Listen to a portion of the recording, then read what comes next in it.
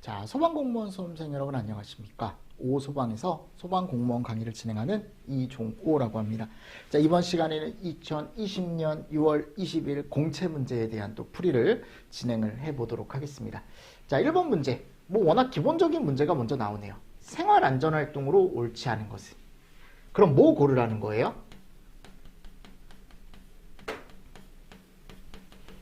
그쵸? 얘 고르라는 거죠? 그럼 찾아보시면 되겠네요. 1번에 가보면 단전사고 시 비상전원 조명, 요거 생활안전이죠. 오작동 신고에 따른 조치, 요거 잘 보시라 그랬죠. 얘가 특이하게 어디에 들어간다? 지원활동의 대표적인 거다. 제가 왜 이 문구를 잘 보라고 했냐면 다른 지원활동들은 이게 들어가더라. 뭐뭐뭐에 대한 지원, 그죠? 근데 여기는 지원자가 없는데도 우리는 소방 지원활동으로 알고 있어야 된다. 그리고 동물이나 벌, 포획, 퇴치 들어가 있고 끼임, 고립, 제거, 구출 다 들어가 있었죠. 그렇죠? 그러니까 생활안전활동이 아닌 거 찾아라라고 했을 때 당연히 몇 번으로 여기 2번으로 바로 가져가실 수가 있으면 된다라는 거. 자, 2번 문제 볼까요? 기본법에 가보면 틀림없이 종합계획이라는 게 있다 그랬죠. 그죠? 그래서 종합계획 수립 시행 등에 대한 설명이다. 가로 안에 들어갈 내용으로 옳은 것은 그랬습니다. 화재, 재난, 재해 그 밖의 위급한 상황으로부터 국민의 생명, 신체, 재산을 보호하기 위해 소방 업무에 관한 종합계획을 몇 년마다 수립해야 되고 이에 필요한 재원을 확보하도록 노력해야 된다라고 했는데, 자, 행안부 장관 안 나오잖아요. 우리 법에. 우리 법에 행안부 장관이라는 사람이 안 나와요, 여러분들. 그러니까 일단은 청장이라고 제가 말씀을 드렸고 큰 계획, 종합계획에 대한 건 5년이더라. 그죠? 정답 몇 번? 2번. 워낙 많이 우리가 연습을 했던 문제입니다. 자, 그리고 세 번째. 보일러 위치 구조 및 관리와 화재 예방을 위해 불의 사용에 있어서 지켜야 하는 사항으로 용접 용단 작업장에서 지켜야 할 사항이다. 가로 안에 들어갈 내용으로 옳은 것은 그랬어요. 자, 산업안전보건법 38조. 뭐 이거 가지고 시험 문제가 나오진 않으니까 우리는 안전거리만 잘 알고 있으면 돼요. 그죠? 그리고 이제 소화기를 몇 메타 이내에 갖춰야 되는지. 자, 일단 소화기는 몇 메타? 5m. 맞습니까? 그리고 몇 메타 이내에 뭐를 두면 안 된대요? 가연물을 두면 안 되죠. 그죠? 여기 이제 10m죠. 10m. 그래서 5m 이내에 우리는 소화기를 둬야 되고 10m 이내에 가연물을 두면 안 되는 거고요. 근데 얘가 기준이 제가 뭐라 그랬습니까? 직경 기준이 아니고 반경. 여기 소화기가 이렇게 있으면 얘를 기준으로 5m. 그래서 이렇게. 맞나요? 그러니까 직경 기준으로는 10m죠. 직경으로는 10m. 됐습니까? 이런 식으로 들어가 있었죠. 그래서 내가 예를 들어 이 안쪽에 내가 여기서 이제 용접을 하면 여기에 이제 소화기가 이 안쪽에 다 들어와 있어야 되는 거죠. 5m 안쪽에. 이런 것도 잘 정리를 해주시고요. 다음. 소방기본법상 시도지사가 소방활동에 필요하여 설치하고 유지관리하는 소방용수시설로 옳지 않은 것. 자, 소방용수시설의 종류에는 소화전, 급수탑, 저수조가 존재하죠. 뭐 이 세 가지가 존재한다는 건 여러분들도 다 알고 있을 겁니다. 그럼 아닌 거 찾아라라고 했으니까 당연히 몇 번? 네, 4번으로 바로 가져가실 수가 있죠. 이런 문제는 어려운 문제가 아니라고요. 전혀. 5번. 야, 이것도 소방기본법상 소방대의 구성원으로 옳은 것은 그랬잖아요. 그럼 기본법상 용어의 정의에 가보면 소방대의 구성원은 3명이 나옵니다. 소무용이라고 해서 소방공무원, 의무, 의용. 그죠? 의무, 의용. 소방공무원. 없네요. 그 얘네가 다 날아가는 거죠. 그럼 니은하고 리을. 그쵸? 그러니까 이런 문제는 정말 쉬운 문제다. 제가 얘기했잖아요. 20년도 시험. 쉬웠다고 훨씬. 21년도 거보다. 6번. 이 문제도 왜냐하면 이게 너무 쉬우니까 내가 얘기를 하는 거야. 기본적인 문제가 많이 나와서. 피난구조 설비로 옳지 않은 것은 그랬잖아요. 그럼 여기 경보 설비가 하나 들어가 있어요.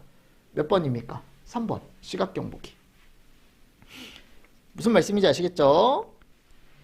자, 그리고 7번.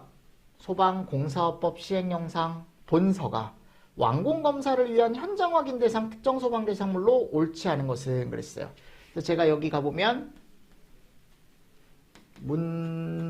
문종운, 뭐 판도, 수숙, 창 이런 애들 등등등등 들어간다 그랬죠.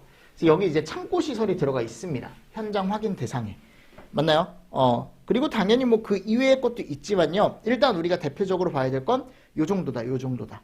그리고 또 지하상가, 뭐 다중이용업소, 지하상가만 들어간다라는 것도 잘 보시라고 했고. 그리고 다중이용업소 이런 애들 들어간다 그랬죠. 그리고 SP 등이 설치가 되는 곳. 오케이. SP 등 들어가고요. 맞나요? 자, 그리고 나서 물분무 등도 들어가죠. 대신 호스릴 제외. 자, 연면적 1만 이상이거나 11층 이상인 아파트. 왜 틀린 겁니까, 이건? 아파트는 제외잖아요. 그죠? 이건 정답이 3번입니다. 틀린 거 찾아라 라고 했으니까요. 네, 3번으로 충분히 가져가실 수가 있다라는 거고, 4번에 지상 노출 탱크가, 가스 탱크가 1,000톤 이상. 오케이. 그러니까 옳지 않은 건 몇 번이더라? 3번이더라. 이렇게 가져가 주시면 되겠죠. 자, 8번. 잘 보셔야 돼요. 안전관리자가 아니고 뭐예요? 보조자죠. 그럼 소방안전관리 보조자 같은 경우는요. 가로 안에 들어갈 용어로 옳은 것은 그랬어요. 그러니까 모든 소방대상물에 특정 소방대상물에 들어가는 게 아니고 아파트 중에 몇 세대 이상만 들어간다 그랬죠, 제가? 그렇죠.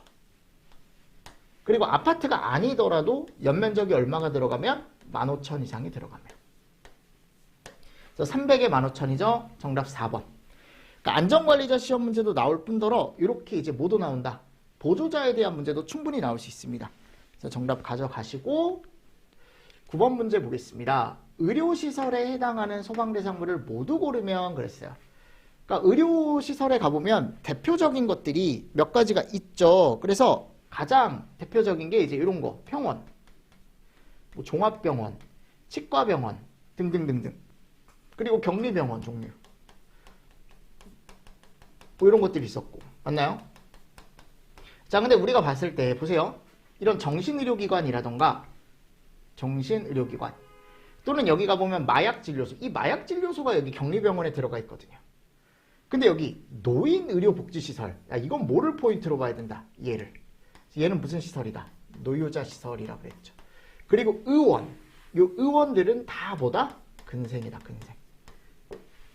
그럼 의료시설에 해당하는 건 뭐밖에 없더라? 정신의료기관과 마약진료소밖에 없더라. 됐습니까? 정답 몇 번? 3번. 자, 10번. 특정 소방대상물이 증축되는 경우 원칙적인 기준 적용에 대한 설명으로 옳은 것은 그랬어요. 그래서 여기 기존 부분이 있다 그랬죠. 기존. 그리고 여기에 이제 뭐가 붙어요? 여기 옆에. 증축 부분이 붙는 거죠. 여기에. 이렇게. 그럼 제가 어떻게 하라 그랬어요? 법 적용을. 기본적으로 기존에 있는 게 과거고 증축은 현재일 거란 말이에요. 법 적용이. 그렇더라도 이 전체를 어디를 적용을 해라? 그렇죠. 증축 당시 법을 적용을 해야 된다. 전체에 대해서. 그죠? 요거 찾으라는 거야. 원칙. 전체에 대한 증축 당시의 법을 적용을 해야 된다. 그러니까 지금 여기 가보면 1번에 얘는 틀렸죠. 기존 부분을 포함한 전체에 대해 증축 전의 법을 적용한다라고 했으니까 얘는 틀린 거고요. 2번. 기존 부분은 증축 전으로 하고, 그죠? 증축되는 부분은 증축 당시로 하고, 이게 아니라고 여러분들. 전체를 증축 당시로 해야 된다고요. 3번. 증축 부분은 증축 전. 뭔가 이상하죠? 증축 부분을 증축 전으로 하고, 기존을 증축 당시로 하래요. 이상하죠? 4번. 기존 부분을 포함한 전체에 대해 증축 당시의 법을 적용한다. 이게 맞는 거죠. 이게 맞는 거죠. 그래서 정답 몇 번이다? 4번이다. 됐나요? 자, 그리고 나서 이제 11번 보겠습니다. 특정 소방대상물의 관계인이 규모, 용도, 수용 인원 등을 고려하여 갖춰야 하는 소방시설의 종류 중 단독 경보용 감지기를 설치해야 되는 특정 소방대상물로 옳은 것은 그랬어요. 그죠? 그러니까 단독 경보용 감지기는요, 기본적으로 먼저 수련시설이 들어가 있습니다. 근데 수련시설이 들어가 있는데 자탐 설치 대상이 아닌 것 중에 숙박시설이 있는 수련시설만 단독 경보용 감지기를 설치를 해줘라. 답은 1번이에요. 2번. 연면적이 600제곱인 유치원이라고 했는데 유치원은 이때만. 근데 400이 넘었잖아요. 그죠? 그러니까 이거는 설치할 필요가 없는 거예요. 그리고 교육연구시설, 수련시설 내의 합숙소나 기숙사는 2000 미만일 때만. 아셨죠? 근데 2,500이잖아요. 그러니까 설치 안 한다고요. 복합건축물은 아예 해당 안 하고요. 그러니까 지금 옳은 걸 찾아라라고 하면 몇 번으로? 1번으로 가져가시는 게 좋다라는 거. 그게 맞다라는 거죠, 제 말은. 근데 예전에 제가 얘기했었죠. 이 단독경보형 감지기가 한번 개정이 됐다고요. 그래서 문제를 살짝 바꾼 거긴 한데 이런 유형으로 이제 나왔다라는 거 참고로 좀 보시면 좋을 것 같고, 자 12번 하자보수에 대한 거네요. 하자보수 보증기간이 다른 것은 그랬죠. 자 비상조명등 몇 년입니까 이거? 2년. 비방, 비콘, 무통. 자 정답 몇 번? 3번. 그죠? 다른 거 찾아라라고 하면은, 자 그리고 13번 공사업법상 감리업자가 감리를 할 때 위반 사항에 대해 어떻게 조치를 해야 되는지에 대한 내용이다.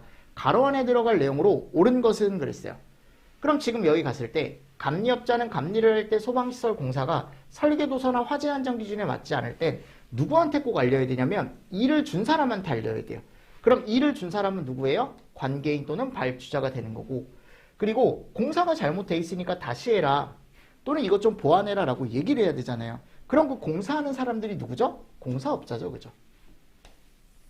근데 이제 이렇게 요구를 했는데 욕이 아니고 여러분들 방금 내가 욕이라 그런 것 같아서 요구를 해야 되는데 요구를 했는데도 불구하고 얘네들이 말을 안 들어요. 그럼 이거는 누구한테 가야 돼요? 본서한테 가야죠. 이거는 본서한테 가야 되는 거죠. 맞습니까? 요거는 이제 옳은 걸 찾아라 라고 하면 당연히 몇 번? 1번으로 가져가실 수가 있다라는 거. 자 14번 공사 도급에 관한 사항으로 옳지 않은 것은 그랬습니다. 1번 특정 소방 대상물의 관계인 또는 발주자는 소방시설 공사 등을 도급할 때에는 해당 소방시설업자에게 도급을 해야 된다. 오케이. 2번 공사업자가 도급받은 공사의 도급 금액 중 그 공사의 근로자에게 지급하여야 할 노임에 해당하는 금액은 압류할 수 없다. 오케이. 3번 도급을 받은 자는 공사의 전부를 한 번만, 전부 아니라 그랬죠. 일부를 딱 한 번만 제3자에게 넘길 수 있다. 4번 도급을 받은 자가 해당 소방시설 공사 등을 하도급할 때는 행안부력으로 정하는 바에 따라 미리 관계인과 발주자에게 알려야 합니다. 이런 내용도 들어가 있었고요. 자, 15번 볼까요? 15번.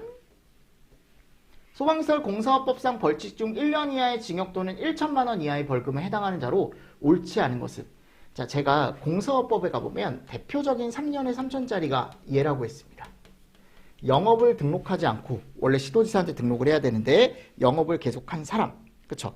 요게 이제 3년에 3천짜리고요. 나머지는 다 얼마짜리냐면 1년에 1천짜리.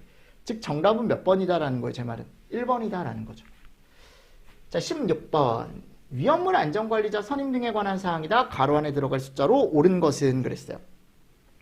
위험물 안전관리자를 선임한 제조소 등의 관계인은 그 위험물 안전관리자를 해임하거나 또는 위험물 안전관리자가 퇴직을 했을 때 해임하거나 퇴직한 날로부터 재선임 며칠이라 그랬죠? 30일. 소방 안전관리자하고 똑같다 그랬죠. 그죠? 제조소 등의 관계인은 위험물 안전관리자를 선임하면 선임한 날로부터 소방본부장이나 서장에게 며칠 이내에 신고해야 돼요? 그렇죠. 14일 이내에 신고를 해줘야 됩니다. 그러니까 지금 옳은 건 30과 14가 들어가야 돼요. 정답 몇 번? 3번. 됐나요? 자, 17번 보겠습니다. 위험물 안전관리법상 벌칙 기준이 다른 하나는 그랬죠? 이렇게 사용정지 명령 위반, 제조소 등 변경한 자, 허가를 받지 않고 중요 기준에 따르지 않았으면 얘가 다 우리가 보통 얘기하는 1,000만 원, 1,500만 원 이하의 벌금이거든요. 얘가 1,000만 원입니다, 이거. 그래서 해설 참고하셔서 제가 기출에 나와 있는 벌칙을 한 번씩은 꼭 보시는 게 좋다라고 말씀을 드렸죠. 자, 그리고 18번. 위험물에 대한 정의. 자, 우리가 위험물법에 가보면 위험물은 무슨 성과 무슨 성을 가지고 있는 애냐면 이 말이 들어가야 돼요. 그럼 지금 여기 가보면 여기 날아가는 거죠, 얘는. 그리고 얘를 어디서 정하고 있습니까? 다? 그렇죠. 대통령령에서 정하고 있더라. 됐나요? 그래서 정답이 몇 번이다? 2번이다. 19번. 위험물 안전관리법상 용어의 정의에 관한 내용으로 옳지 않은 것은 그랬어요. 1번 취급소라 하면 지정 수량 이상의 위험물을 제조 외의 목적으로 취급하기 위해서 대통령령이 정하는 장소로서 시도지사에게 허가를 받은 장소. 두 번째, 지정수량이라 함은 위험물의 종류별로 위험성을 고려하여 대통령령이 정하는 수량으로서 설치 허가 등에 있어서 최저죠. 최저. 근데 지금 뭐라고 돼 있어요? 최대라고 돼 있죠. XX. 자, 세 번째, 제조소 등이라고 하면 제조소, 저장소, 취급소를 얘기하고, 자, 저장소라 하면은 지정수량 이상의 위험물을 저장하기 위해 대통령령이 정하는 장소로서 허가를 받은 장소를 얘기한다라고 되어 있습니다. 그래서 2번이 잘못된 거죠. 됐나요? 오케이. 다음 20번 문제입니다. 위험물 안전관리법 시행규칙상 제조소 등에 설치하는 경보설비로 옳지 않은 거.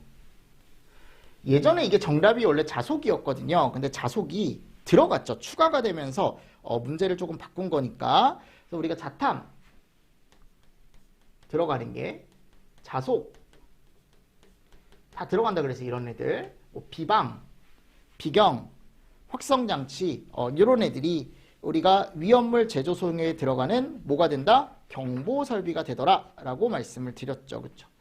이렇게 예전 문제는 그나마 조금 이렇게 뭐라 그러죠? 빨리빨리 풀 수 있는 문제가 많았어요. 그죠? 되게 짧잖아요, 지문이. 그러니까 보기 지문이 짧다라는 겁니다, 제 말은. 그래서 학생들이 쉽게 고를 수 있는 문제가 나왔었어요. 쉽게 고를 수 있는 문제가 나왔었고, 그래서 20년도 시험 문제는 제가 봤을 때 어렵지 않았고요. 오히려 19년도 문제가 좀 어려웠죠. 그러니까 이게 홀수년도가 복귀가 좀 어렵더라고요. 보니까 뭐 우연의 일치일 수도 있지만 조금 쉬었다가 2019년 문제 한번 보겠습니다. 아셨죠? 조금 쉬었다가 자, 이번 시간도 여러분들 수고 많으셨습니다. 수고하셨습니다.